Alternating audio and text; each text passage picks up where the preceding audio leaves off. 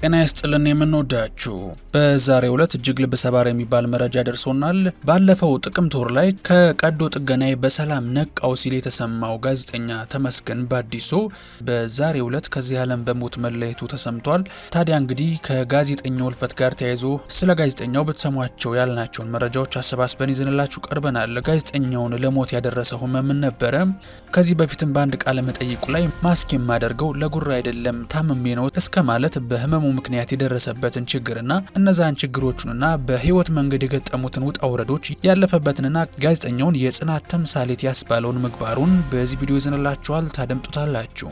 ከዚህ ከሀዘን ድባብ ወጣ ስንል ደግሞ በሌላ መልኩ ለልበ ብርሃኑ ዘማሪ ገብረ ዮሐንስ የተደረገለትን ድንቅ ስጦታና የህዝብ ፍቅር እንዴት ልበ ብርሃኑን ዘማሪ በደስታ እንዳረሰረሱት እንመለከታለን። ቪዲዮውን እስከ መጨረሻው ስትታደሙ ሁለቱን መረጃዎች በዝርዝር እንመለከታቸዋለን። በዛሬው ዕለት ሕልፈቱ የተሰማው ተመስገን ባዲሶ ታዋቂ ጋዜጠኛ፣ የጥበብ ሰውና የብዙዎች ወዳጅ ነበረ። በጠና ቢታመምም አድናቂዎቹ ላይ ተስፋን መዝራትን አላቆመም ነበረ። ከአውቶቡስ ተራ እስከ የጥበብ መድረኮች ድረስ የሰዎችን የህይወት ታሪክ በልዩ መንገድ በመተረክ ተመልካቹን ያዝናና ነበረ።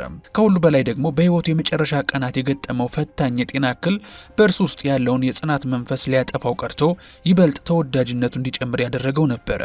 እንግዲህ በአውቶቡስ ተራ ግርግር ውስጥ፣ በመርካቶ የዕለት ተዕለት ኑሮ ውስጥ ወይም በተለያዩ የኪነ ጥበብ መድረኮች ላይ ተመስገን መገኘቱ ብቻ አካባቢውን በደስታና በቁም ነገር ይሞላው ነበር። ሰዎች በንግግሩና በአቀራረቡ እንዲማረኩ፣ እያንዳንዱን ታሪኩን በጉጉትና በመደነቅ እንዲከታተሉ የሚያስደርግበት አስደናቂ ተሰጥኦም እንደነበረው ወዳጆቹ ምስክር ናቸው። ለረጅም ጊዜ ተመስገን ባዲሶ ፊቱን በማስክ እየሸፈነ መታየቱ ብዙ ሰዎችን ግራ አጋብቶ ነበረ። ብዙዎች ይህንን እንደ ፋሽን ወይም ለየት ያለ ትኩረት ፍለጋ እንደሆነም አድርገው የወሰዱት ቢሆንም እውነታው ግን ከዚህ ፍጹም የተለየና ልብ የሚነካ ነበረ።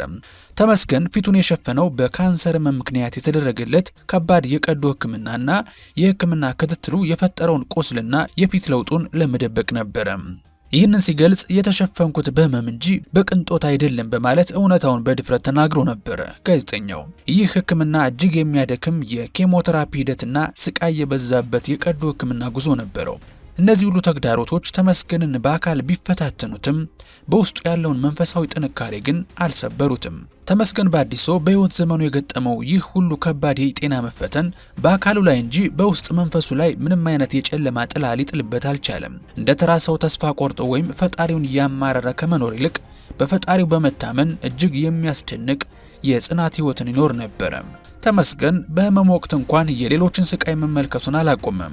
የራሱ ህመም የሰዎችን ችግር እንዳያል አደረገውም። እንደ ጋዜጠኛ ከሚዲያ ስራ ጎን ለጎን አቅመ ደካማ ሰዎችን፣ የቀድሞ መምህሮቹንና በኑሮ ችግር ውስጥ ያሉ ወገኖቹን መርዳት የዕለት ተዕለት ተግባሩ ነበር።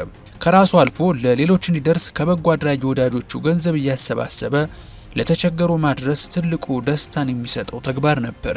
በማህበራዊ ሚዲያ ገጾቹ ላይ ስለ ህክምናው ሂደት በግልጽ ሲጽፍ ዓላማው ርህራሄን መለመን ሳይሆን ልክ እንደሱ በህመም ውስጥ ላሉ ወገኖች አብረንም በርታ የሚል የተስፋ ቃል ለመስጠት ነበረ። በመጨረሻዎቹ ቀናት እንኳን ሳይቀር ስለ ውሻው፣ ስለ ጃሉድ፣ ስለ እምነቱና ስለ ህይወቱ ውበት ሲጽፍ የነበረው የሰው ልጅ በሞት ጥላ ውስጥ ነው እንኳን እንዴት በፈጣሪ መተማመንና በተስፋ መኖር እንደሚችል በተግባር ለማስተማር ፈልጎ ነው። ብዙዎችን ከሱስና ከተስፋ መቁረጥ እንዳስወጣም ይነገርለታል። ጋዜጠኛ ተመስገን ባዲሶ እንግዲህ ባለፈው ጥቅምት ወር ነበረ ከቀዶ ጥገናው በሰላም ነቃው ሲል የሰማው አድናቂ ሁሉ ተአምር ተፈጠረ ብሎ በታላቅ ተስፋ ተሞልቶ ነበረ። የጤንነቱ መሻሻል ለብዙዎች የደስታ ምንጭ ሆኖ የነበረ ቢሆንም የፈጣሪ ፍቃድ ከሰው ልጅ ምኞትና እቅድ በላይ ሆኖ ተመስገን ባዲሶ በዛሬው ዕለት ከዚህ ዓለም በሞት ተለይቷል። ዛሬ ተመስገን ሲታሰብ የሚመጣው ስቃይ ወይም የታገለበት የህመም ጊዜ አይደለም። ይልቁንም በአስቸጋሪ የህይወት ፈተና ውስጥም ሳይበገር የቆየበት፣ ፈገግታውን ያልተወበትና ለብዙዎች የጽናት ተምሳሌት የሆነበት ድንቅ ስብዕናው እንጂ። ተመስገን ባዲሶ በግል ህይወቱ ትዳር ያልመሰረተና ልጆቹም ያልነበሩት ሰው እንደሆነ ይነገራል። ይህ የህይወት ጎዳናው አቅሙንና ጊዜውን ሙሉ ለሙሉ ለሙያው ግዴታውና ለማህበረሰቡ አገልግሎት እንዲሰጥ እንዳስቻለው ይገልጻል። በቤተሰባዊ ህይወት ምትክ የሰራቸው የጋዜጠኝነት ስራዎችና የፈጠራቸው ሰብአዊ አሻራዎች ለህይወቱ ትርጉም ሰጥተውት እንደነበር ይታመናል። ተመስገን ለራሱ ብቻ ከመኖር ይልቅ አጠቃላይ የኢትዮጵያን ማህበረሰብ እንደ ቤተሰብ በመቁጠር የሰራቸው ስራዎች ለሚቀጥለው ትውልድ እንደ ትልቅ ውርስ የሚቀሩ የህይወት ታሪኩ ማሳያዎች ናቸውም ተብሎለታል። እንግዲህ አድናቂዎቹ በተመስገን በአዲሶ መሞት የተሰማቸውን ጥልቅ ሐዘን በማህበራዊ ሚዲያ ላይ እየገለጹ ይገኛሉ። በኪነ ጥበብ ዘርፍ የነበረውን አስተዋጽኦ የሚያደንቁና እንደ መልካም ሰው የሚያስታውሱት በርካታ ሰዎች የመጨረሻ ምስጋናቸውንና ስንብታቸውን እያደረሱለት ይገኛሉ። ብዙዎች እርሱ በህመም ውስጥ እያለ ይድናል የሚል የጸና ተስፋ ነበራቸው። ዛሬ ግን ያ ተስፋ በታላቅ ሐዘን ተተክቶ የህይወቱ ማለፍ ለብዙዎች ያልተጠበቀና ልብ ሰባሪ ሆኖባቸዋል። እንግዲኛም የጽናት ተምሳሌት ለነበረው በህመም ውስጥ ሆኖ አሻግሮ ሌሎች የታመሙትን ማበርታት ለሚፈልገው በጋዜጠኝነት ሙያ ስሙ ለገነነው በተመስገን በአዲሶ ድንገተኛ ህልፈት በቻናላችን ስም የተሰማንን ጥልቅ ሐዘን እየገለጽን እንግዲህ ለወዳጅ ዘመዶቹ፣ ለአድናቂዎቹ እንዲሁም ለቤተሰቡ መጽናናትን እየተመኘን ዛሬ ወደ ያዝንላችሁ ወደ ቀጣዩ መረጃ እናልፋለን። በበርካታ በጎ አድራጎት ስራዎቹ በህብረተሰቡ ዘንድ ትልቅ አድናቆትን እያተረፈ የሚገኘው አዶናይ በድጋሚ ሌላ የደግነት ታሪክን እውን አድርጓል። ዘማሪ ገብረ ዮሐንስ ገብረ ጻዲቅ በዜማዎቹና በመንፈሳዊ ዝማሬዎቹ ስፍር ቁጥር ለሌላቸው ሰዎች ተስፋን የዘራና ልባቸውን ያጸና ታላቅ ዘማሪ ነው። ምንም እንኳን በዝማሬው የብዙዎችን ህይወት የለወጠ ቢሆንም በግል ህይወቱ ግን በአካል ዓይነ ስውር በመሆኑና የኑሮ ሁኔታው እጅግ አስቸጋሪ በመሆኑ ከፍተኛ ፈተና ውስጥ ነበረ።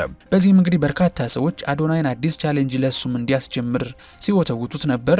ትላንት ምሽቱን በተሰማው ዜናም እንግዲህ በርካቶች ተደስተዋል። አዶናይ ብርሃነ በበጎ አድራጎት ስራዎቹ በስፋት ተጽዕኖ መፍጠር እየቻለ ነው። በተለይም የጥበብ ሰዎችን በማበረታታትና በመደገፍ ረገድ ትልቅ አሻራ አለው። አዶናይ በበጎ አድራጎት ስራዎቹ ላይ እንደ ዘማሪ ገብረ ዮሐንስ ያሉ የሀገር ባለውለታዎችን በመደገፍ የሚያደርገው ተነሳሽነት ለሌሎች ወጣቶችም እንደ መልካም ተምሳሌት እየታየ ይገኛል። የምንወዳችሁ የቻናላችን ተከታዮች እንግዲህ ዛሬ የተመለከትናቸው የተመስገን በአዲሶ የጽናት ህይወትና የተወዳጁ ቲክቶከር የአዶናይ የደግነት አሻራ ለሁላችንም ትልቅ የህይወት ትምህርት የሰጡ ናቸው። ዛሬ ህልፈት ህይወቱን የሰማነው የተመስገን በአዲሶ በስቃይ ውስጥ ነው እንኳን ያሳየን ፈገግታና ጽናት እንዲሁም አዶናይና በጎ አድራጊዎች የሀገር ባለውለታዎችን በክብር ማስታወሳቸው ለወደፊት ትውልድ የሚተላለፍ ውብ የደግነት ተግባር ነው። በዚህ ረገድ እናንተ የምንወዳችሁ ምን ታስባላችሁ? በተለይም ከተመስገን በአዲሶ ታሪክ ውስጥ በልባችሁ የቀረ ትልቅ ትምህርትስ ምንድን ነው? እንዲሁም እንደ ዘማሪ ገብረ ዮሐንስ ያሉ የሀገር ባለውለታዎችን በህይወት እያሉ ማክበርና መደገፍ ምን አይነት ጥቅም ያመጣል ብላችሁ ታስባላችሁ?